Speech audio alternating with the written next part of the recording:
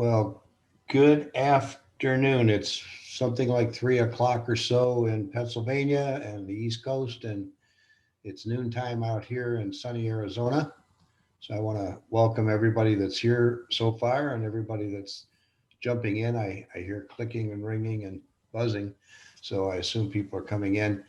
Uh, Tammy and Wendy asked us to talk about the PTSI or dimensional balance, as it's referred to frequently at at TTI, and so we're going to talk. If we have a small group today, we're going to leave the microphones open. So if you want to chime in, feel free. I much prefer a session where everybody's participating than me flapping my jaws, and you'll all appreciate it more too. So let's proceed with that. So we're going to take a deeper dive, and I have only a very few slides. I want to get through some basic information in case there's someone on the call that is not familiar with dimensional balance or acumen or PTSI or whatever you want to call it. One thing for sure that all of the people that have taught us this material over the years have 10 different names for everything. So we refer to it as dimensional balance most often. So I'm going to go ahead, and Kathy, if you could move the next slide for me.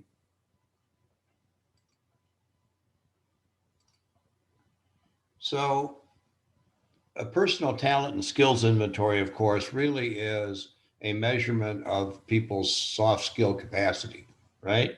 So if anybody that is familiar with dimensional balance knows that there are actually 65 factors that are measured when you complete trimetrics and complete the dimensional balance portion of trimetrics.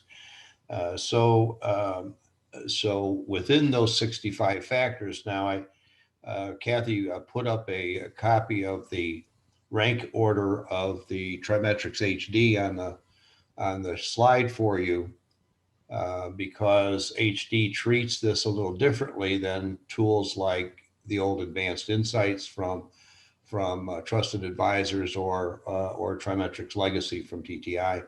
So you're going to see that. You'll see the rank order. This can be very useful, particularly in coaching, or if a client is thinking about promoting somebody and wants to see to what level are they competent in the soft skills, and it tells you what those soft skills are, and if they are not competent. So if you look all the way at the bottom at diplomacy down there, that's one that is not developed. And the good news about dimensional balance is that it is an area in us that we can develop. We can't change our behavioral style other than adapting for short periods of time. Our driving forces or our motivators are pretty set into who we are, but this is an area that's pliable. And so, one of its greatest values is, and particularly if you're coaching or you're developing a leadership team, that this is an area you can attack and expand on it. So I'm not going to get deep into that actual factor today. Maybe someday we'll talk about HD, but right now we're going to just move on. And I'd like to talk a little bit about another word that's often used as acumen. And so, what is the acumen capacity index of a person? It's similar as the dimensional balance page. And I think most of you who've used the tool know that there's three dimensions: intrinsic, extrinsic, and systemic, that we look at. And of course, the intrinsic dimension is your view of others and your level of understanding where they are coming from. To what extent do you understand?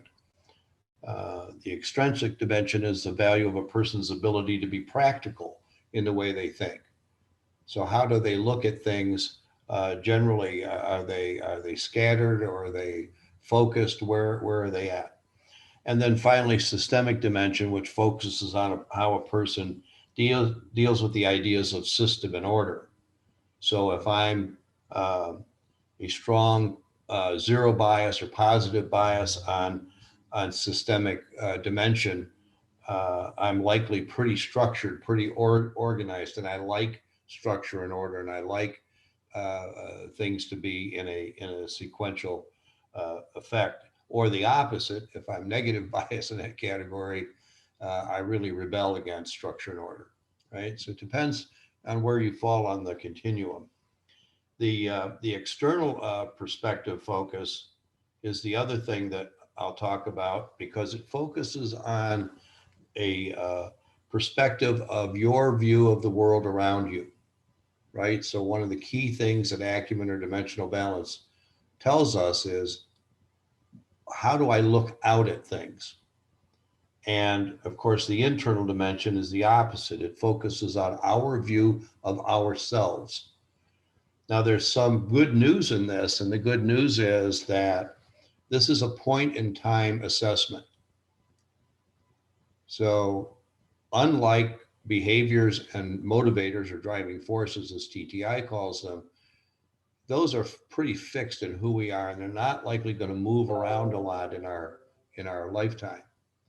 But this area, this dimensional balance or acumen, can change every single time we take the assessment, because we're feeling different at the point of time that we take the assessment. So that is really, really a key factor for you to think about. I'm going to move on to the actual graph, and most of you have probably have seen this if you're working with again, either advanced insights at trusted advisors, or if you're working inside of TTI. And just as a reminder of some things, I want to point out that and ask some questions. So who can tell me, what is a reliability score? So number one here is reliability score. You see where it's at over here on the graph, right? So what is that reliability score? What does it do?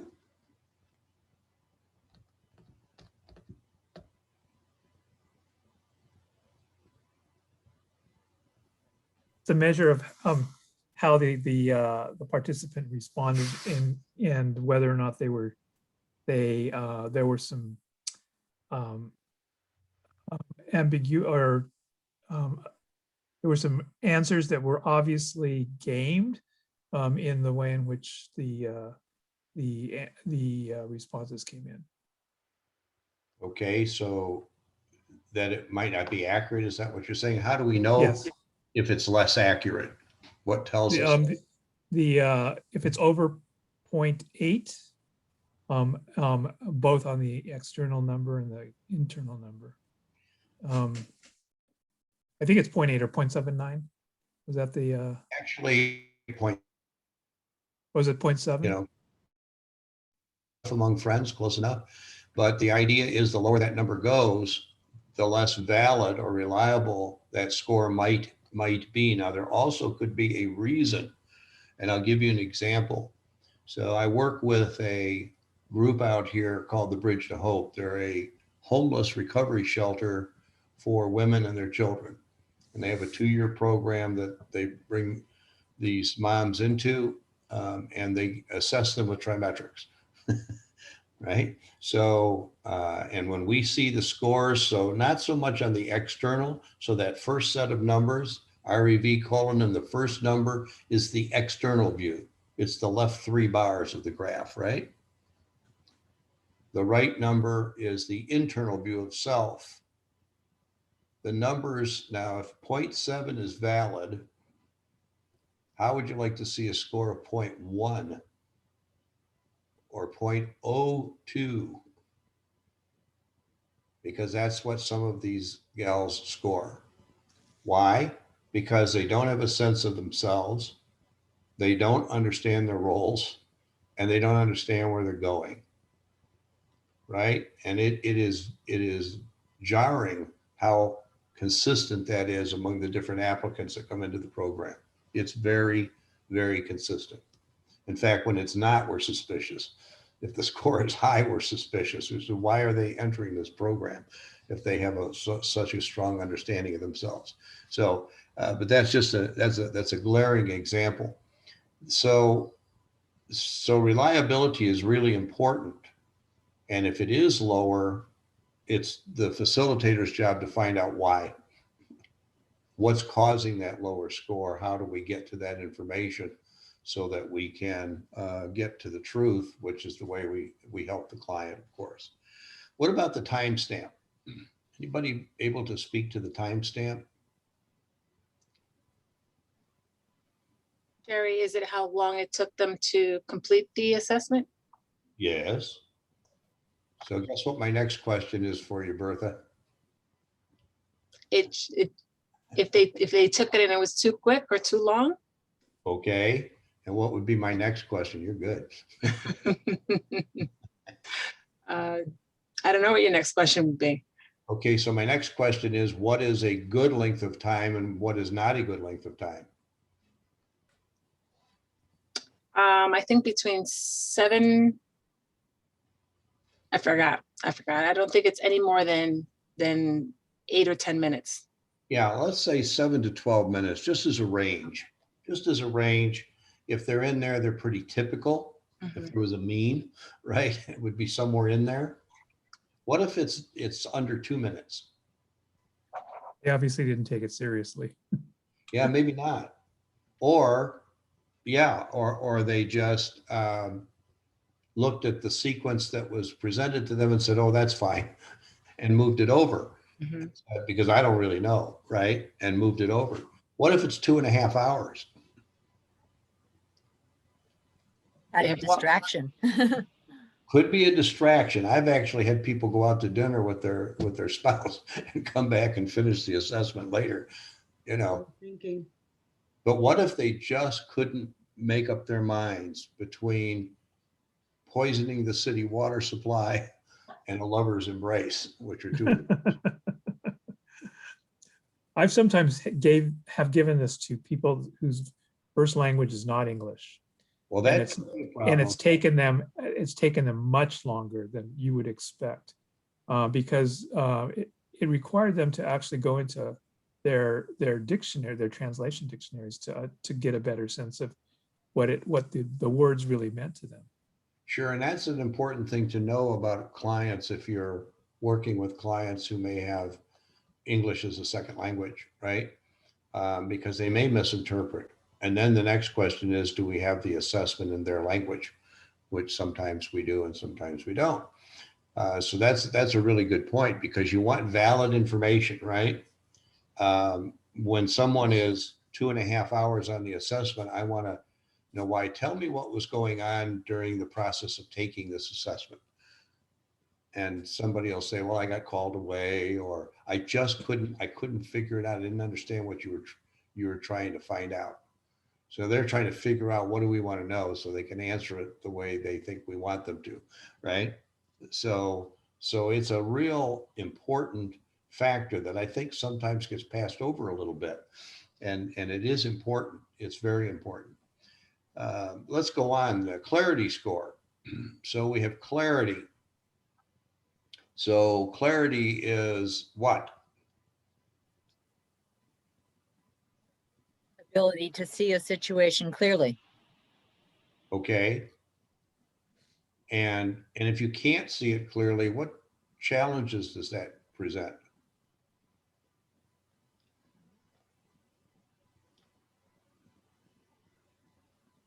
Potential misperception of reality. A potential misperception of reality. Yeah. Yeah. It's not well developed. There's something in their way. And I think we put a slide in here, didn't we, Kathy? We put a slide in here. There it is. Okay. So I stole this from Laura Dillingham on my team, and she uses actually glasses, half empty glasses, cloudy. But here's the general numbers, and I hate generalizations, honestly, but here's the general numbers, right? 80 to 100 in clarity score with a bias then of 20 is pretty good. It's pretty clear, and you can see by our picture, I can see the mountains out there, the White Tank Mountains that were supposedly on fire yesterday out here. I can see those. I can see the fields, very clearly. But when my clarity score goes down, when it's between 60 and 80, when it goes down, something else happens, right? And it starts to become a little hazy, and I'm not as sure, um, as to the accuracy of the person understanding that dimension. So if the dimension is empathy, are they clear on really on empathy? Do they really understand what it is? And are they really able to get in the shoes of other people and see their perspective on something? And then of course, when it gets over 40, that's the bias level, or below 60 on clarity. In other words, it is not clear and you're not seeing the dimension, and that leads to another issue. That's another problem. So add that to low reliability score, and you've got a person that's really not understanding role awareness, for example, or wherever that shows up. They're not understanding it. And now our job is, I always feel like a detective when I'm in this section of the assessment, but now I want to know why. Why is that? Why is the person displaying those kinds of numbers, and what's going on in their world? And there's always something, by the way, always something going on. If we can go back to the previous slide, Kathy.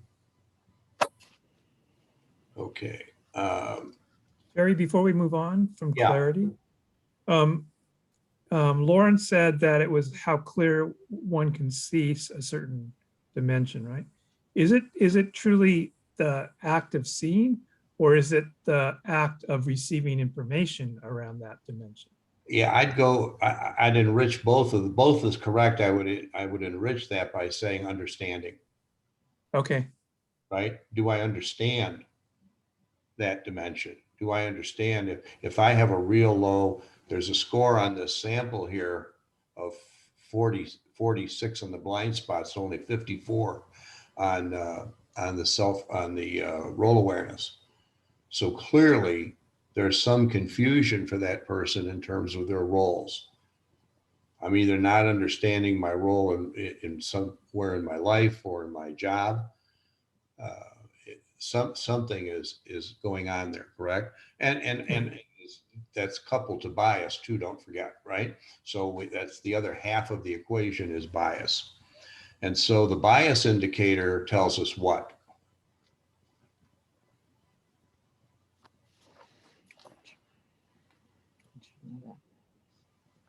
how unclear you are, apparently from the pictures that you just showed us.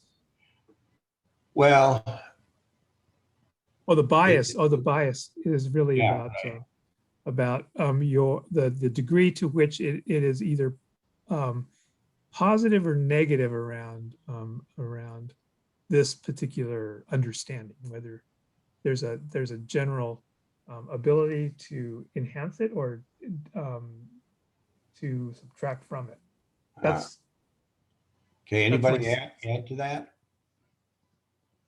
Is the bias a subconscious, something happening in the subconscious that affects how we make decisions and how we look at the world? Yeah, it can be conscious or subconscious, honestly. I don't like this word, but prejudice, right? Sometimes I'm aware of my prejudice, sometimes I'm not, right? Well, bias, I always think of the word judging. Mhm. How do I judge the world around me at this moment in time? Or how do I judge myself if it's on the internal dimension, right? Am I undervaluing, which we call negative bias? Am I overvaluing, which we call positive bias? And I'm always real quick to tell my clients, negative isn't always bad, positive isn't always good, and neutral is neither one of those, because neutral a lot of times really isn't a perfect score. It's really a mathematical result of some positive and some negative bias, right? So we have to be careful about zero bias, right? We have to be careful with that. So how do I know to what extent or how that's being caused? All right. So you look at the dials, and the dials, I think, are what most people are most confused about, right? I think that happens quite often. who can tell me how to read the dial? Anybody?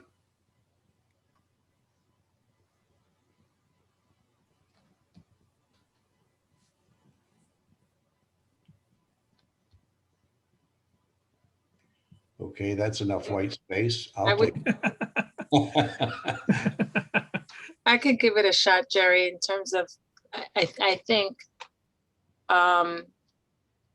the level of, depending on the color, if it's above the line or below the line, it tells you what is changing there in terms of the bias. So if it's, and I'm not sure now at this point, reflecting back on my notes. Yeah, it's not exactly how I would. Okay. I hope we all understand that when we take this part of the assessment, there are two sets of 18 word phrases. The first set shows us our external view of the world. The second 18 show us our view of ourselves. And there is, theoretically at least, a perfect order, the author's order. Now, whether we agree with him and his order is another story. We could be here for a week, right? But we have to have some guideline, right? Some measurement point. When you answer your question, so there are 9 positive statements and 9 negative statements out of each of those 18 on both sides. The further away you go from the author's perfect order begins to move that needle, right? And if you're above the midline on the dial, then, for instance, if you're on the negative side, so the red indicator's to the left on the dial, it's a combination of either thinking things are more negative than they really are, right? So you place them in a different order than the author, more negatively than the author placed them.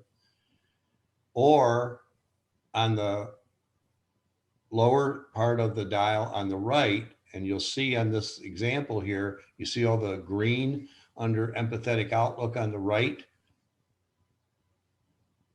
That person answered positive questions less positive than the author did.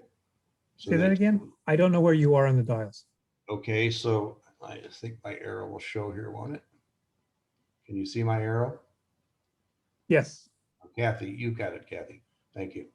So you can see there's a group of questions that the person answered the statements, the positive statements, less positive than the author did.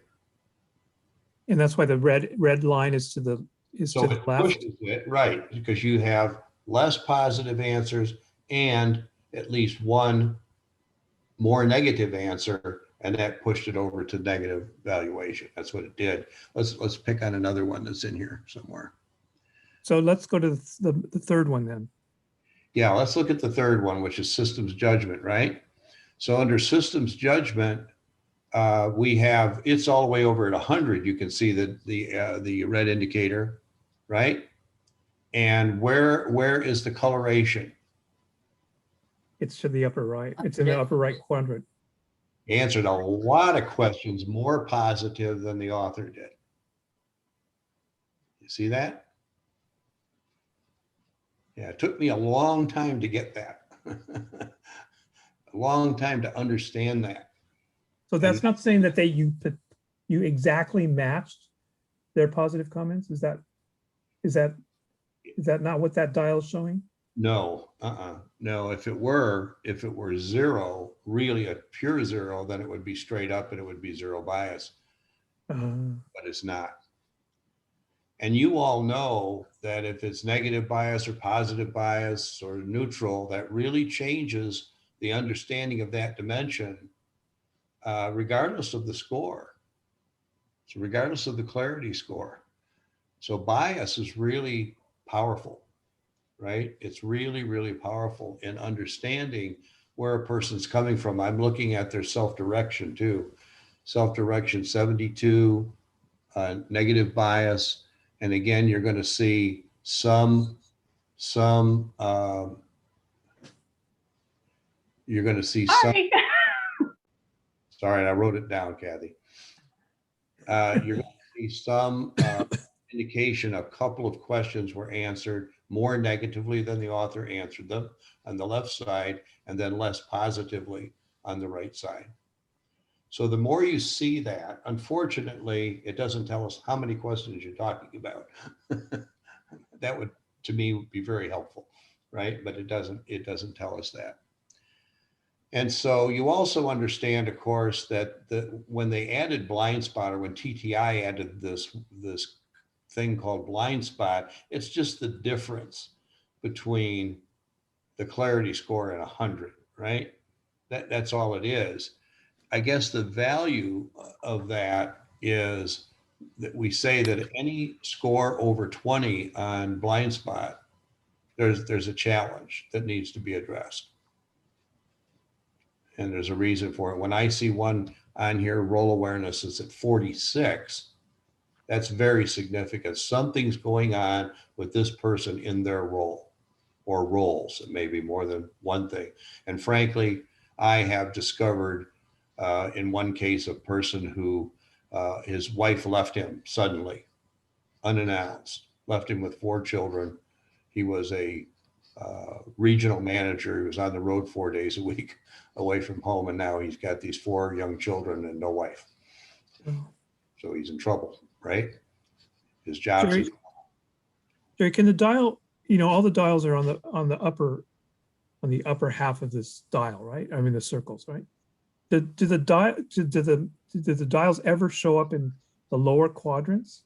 No, the furthest over the red indicator can go is to the middle. Is to the middle. Okay. 100%. And even at the top, it's 50, right? Right. Yeah. So you're not ever going to see it more than under systems judgment, where you see it laying on its side. So then why is it done? Why is it shown in a circle? If you can only ever have a scoring in the top half of this circle? I'd have to guess at that, Steve, but I would say because in order to show, negative, answering positive questions less positive, or answering negative questions more negative, you have to have that bottom side in order to do that. You wouldn't be able to tell that otherwise. So the only thing that I see in the dials that show up that reflected the use of the bottom half is when the colored segments are sometimes in the bottom half or split between the bottom and the top half. Right. What's the implication of that? So take the practical thinking dial. Okay. And see the colored pieces both just slightly above the midline and a lot below the midline. Right. So what does that mean? So there were either 1 or 2 questions that they answered more positively than the author, and then a bunch of questions underneath that they answered less positively. Oh, okay. Make sense? Yeah. Okay. Yeah. Got it. Okay. So Jerry, if you can go back to, if you don't mind, the dial under role awareness, since that one did have a blind spot of 46. So they have somewhat of the colors kind of split On both sides. Right. So it wasn't so much the bias there that's of concern, and it isn't. It's a positive bias on role awareness. Usually when somebody's really in trouble, it's a negative bias in role awareness. And so it wasn't so much that as they're just having a clarity issue about their roles. Maybe they're in a midlife crisis, and they just don't know what they want to be. Maybe they're feeling pressure between home responsibilities and work responsibilities. So we don't know. So we ask them. We say, this is, you can see for yourself, Mr. Customer, that this score is much lower than all of your other scores on the chart. Tell me about your roles and how you're feeling about your roles in your life. Particularly, let's start with your work role, because we need to look there first. And in fact, it's illegal to ask people about their personal information. So we obviously have to be careful, but if they volunteer information, so be it. But we can't ask them we can't pry into say, how's your marriage going? It's probably not a good question to put on your documents. Huh? So that's what happens. But all of it tells us a lot of information if we really look at it, if we really study it. That should lead us to a set of questions, right? Okay. I thought I heard from George Richardson regarding the dials Yes. and how there are 4 quadrants and the colors appear on any of those 4 quadrants. He suggested that we actually have a tool in our tool bag that we can use in debriefing, and we can go back to the cube that we were given when we became certified in intermetrics. And if you recall, on the cube, there are actually 4 quadrants with words, and we can actually use the words from the cube to help people understand where they are in those quadrants on the dial. Because if there are people like me, if you're going to talk to me about these numbers, you're going to lose me right away. I don't care about the bias number being X. That just, you've lost me from the beginning. But if I have words that say, okay, if you're here and I read these words, do they resonate with you? I think Yeah. that's a great opportunity to do a debrief around that perspective. Right, and you're absolutely right. And any of those kind of aids, and we have them here too, of course, to do the same thing to structure questions. But it is important for us to understand what we're looking at. So if the client asks us a question, well, what does that down arrow mean? What does that up arrow mean? What does that color on the dial mean? Why is it different on the different dials? If they're asking us questions, we ought to know the answers. That's really important. Otherwise, our credibility can suffer as a result of that. So we have to be careful with that and know what we're looking at. Is there anything else? We can move to the next slide, but I will tell you, it's just really an open question slide. I didn't want to fill this up with slides. I wanted us to have a conversation about dimensional balance and what you understand. And if you don't agree with something I've told you, tell me, because everyone needs to understand this at a level that they feel comfortable with.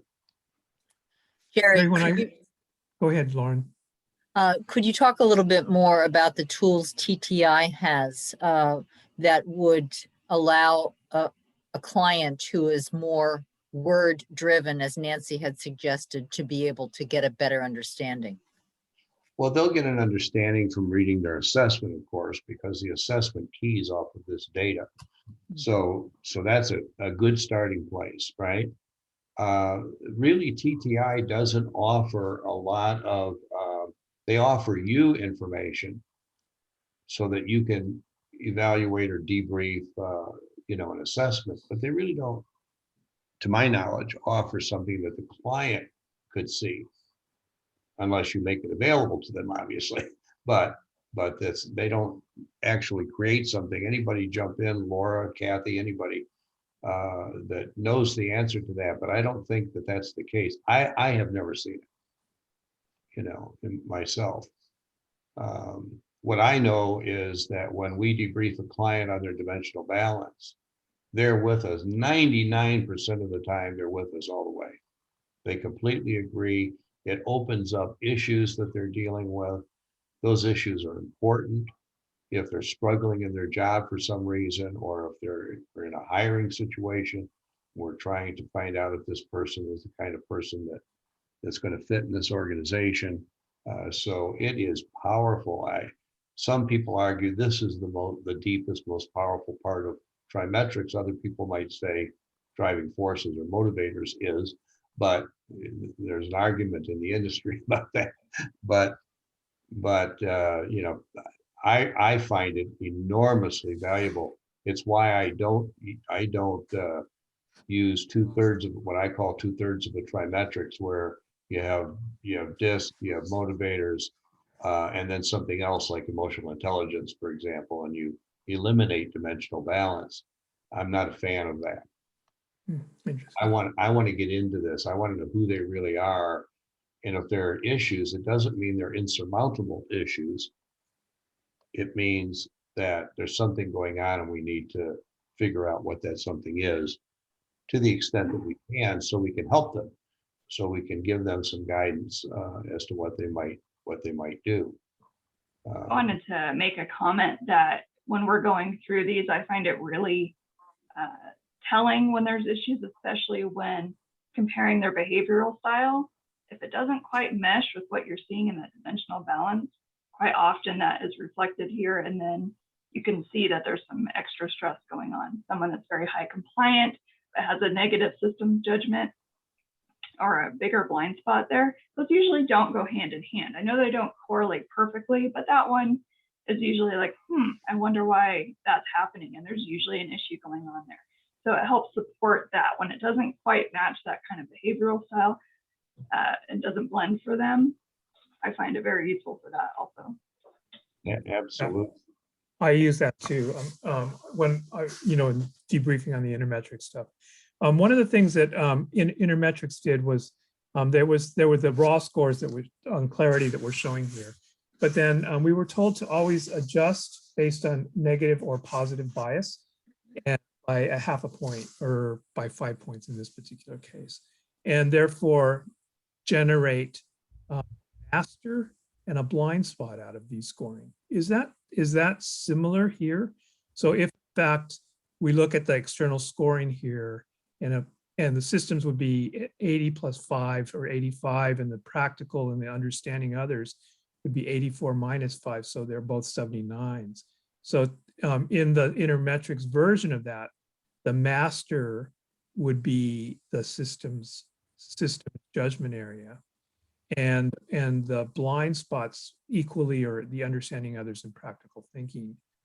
And the way in which I've been debriefing that is, therefore, if that's the master, you can be more trustful of the clarity that you have on that and be able to go forward with that without second guessing yourself. But if you have a blind spot, then it's at that point, and you're particularly stressed, you're moving fast, that you need to step back and rethink and take a deep breath and ask, what are you missing in that dimension that's going to cause you grief down the road here? So if it's relationships, what are you doing to your team in trying to, especially if you're moving fast and in a stressful situation, what are you doing to your team that you're not seeing that's going to cause you, very, bad consequences down the line? And how can you adjust your approach or your communication styles with that to otherwise alleviate this concern? Yeah, Steve, that's absolutely the whole point of this, right? It is to engage in a conversation. And even though TTI will say there's no real correlation between the three assessments inside of trimetrics, for example, I beg to differ to some extent. You can see patterns. So for instance, if you see someone with negative empathy, and let's even say low clarity on empathy, and then you see a behavioral style that might, for example, be real high dominance and real low high people skills. Maybe they're people Yeah. skills of 20.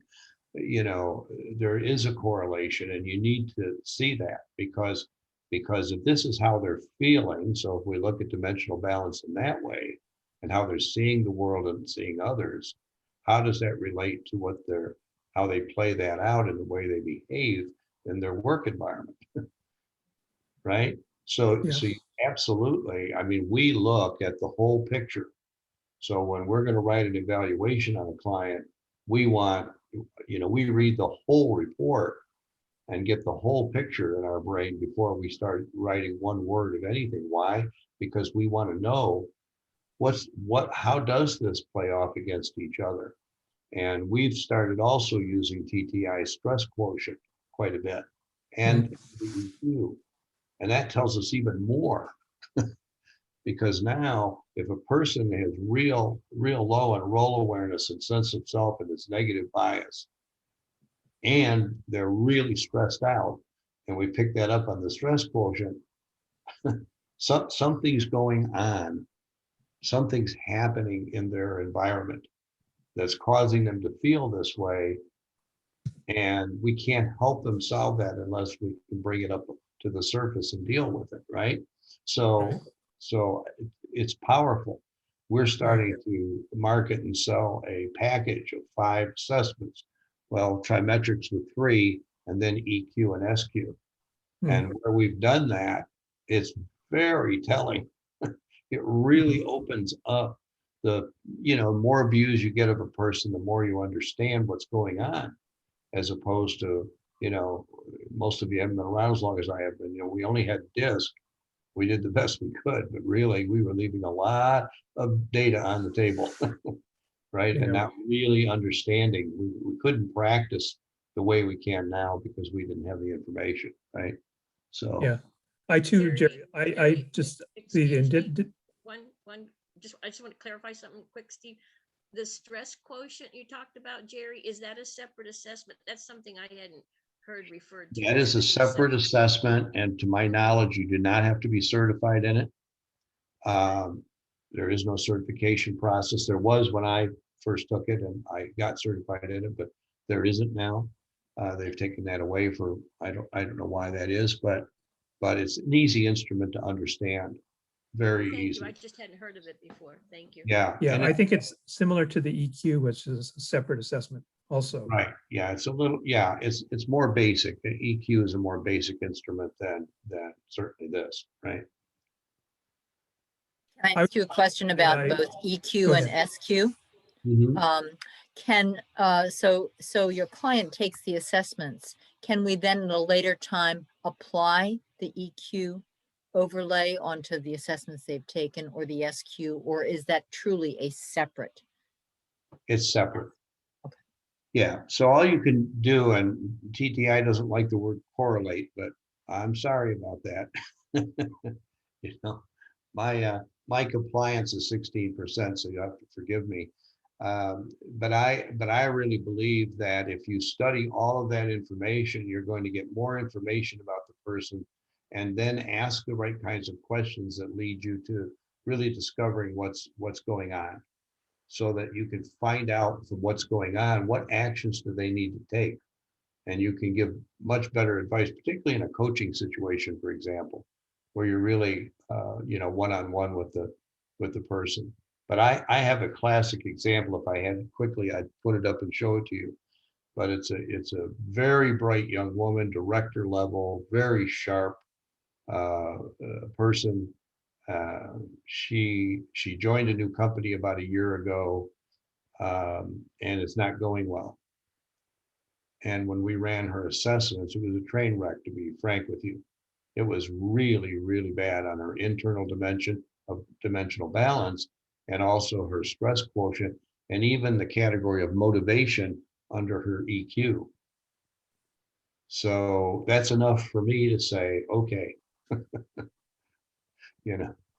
Jerry, what were the adaptive versus natural scoring on the disc? I always also off. That's a good question, Steve, because the company hired her to be independent, make her own decisions, and she is that person. And then they micromanage her to death. Absolutely micromanage her to death. And she just can't take it. She's going to leave them. I'll bet money on it. She's going to leave them because there's been so much damage done already. I doubt that she can turn it around. And they continue to behave. Actually, they've gotten worse. The company has gotten worse in their behaviors over the time that we've been talking with this person. So but if that's the case and she decides she's going to leave, then our job, because she hired us, not the company, that we'll help her make that decision the best we can as she exits, because she doesn't want to make the same mistake again and get herself again in another situation like she's in right now. And so good for her. Good for her for reaching out. Good for her for making that decision. I slowed her down. She happens to be getting married in a couple of weeks. And I said, why don't we take a break?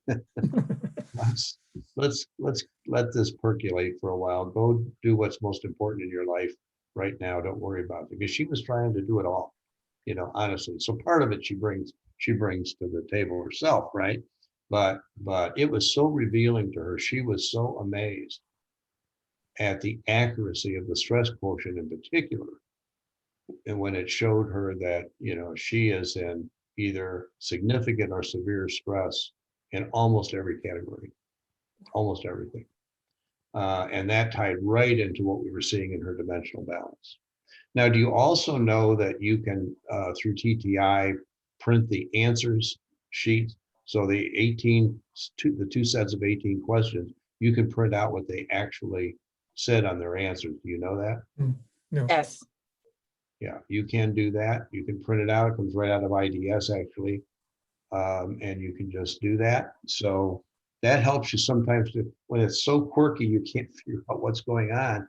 You can look at it and get some sense of, you know, how far off was this in the way that they answered. And sometimes they're really inconsistent, really inconsistent. So that's another good tool available to you. I want to thank you, Jerry, for the review, because this was really good in terms of looking at the dials again. I was one of those that was happy. I don't know how happy you'll be, but that I could turn the dials off because it does impact your credibility if you don't know what you're doing when you're debriefing.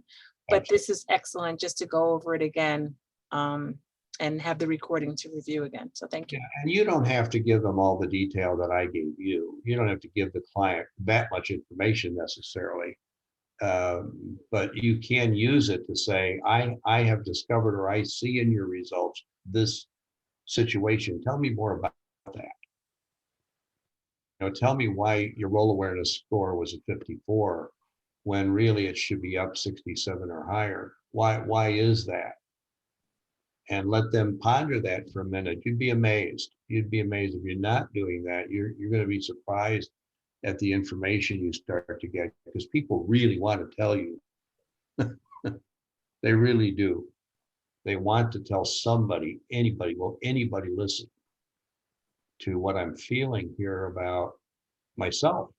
Because this is my internal dimension, right? And it's a temporary situation, not permanent, most of the time, right? Jerry, I think that was one of the most helpful things you've said today, and you used the power of spaced repetition, because I think that's the third time you mentioned it, that this particular report can change dynamically from Very time to time. Yeah. And not that we would want a person to take it too quickly, because sometimes they try to rethink their answers in a different way. You know, they start playing around with it. And I don't know if any of you used TTI enough yet, but if you're messing around with it, it will come back and say, are you sure that these are your final answers? The system will ask you. And clients have told me, I got this message. Right? And it was because they're either going too fast, or maybe they were being so indecisive, kept changing their answers all around and going back and moving stuff around. And finally, frankly, the system gets tired of it. And it comes back and says, are you sure? Right? And I think it's a great thing. I think it's a wonderful feature because maybe they are doing something that they're causing their own problem, but usually that will show up in the reliability scores, typically, if they're just not accurate, right? Anything else?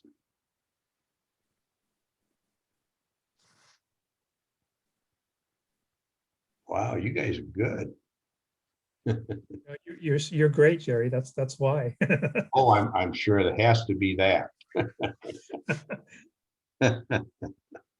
Well, anybody have any questions about it, always feel free to reach out. I don't have all the answers. I'm on the phone with TTI every now and again, trying to find out something. I see a report that just does not make sense to me. And so I pick up the phone. You can ask them over there, they'll tell you. Yeah, he's calling again, but that's how we learn. We learn by asking questions, and when we're not sure. And Bertha, honestly, there's nothing wrong with turning the dials off if you don't want to get into all of that. You should still know what it says. And Absolutely. but I get exactly what you're saying. So in terms of showing it to the client, If you're not prepared to answer it, you shouldn't do that. So, Thank you. okay. So Wendy, I think I'm through with these people. Thank you, Jerry. I appreciate you taking your time today and sharing your knowledge with us, and wishing everybody a great rest of your day. Thank you. Thank Happy- you. Good seeing everybody. Bye. Bye-bye. Bye.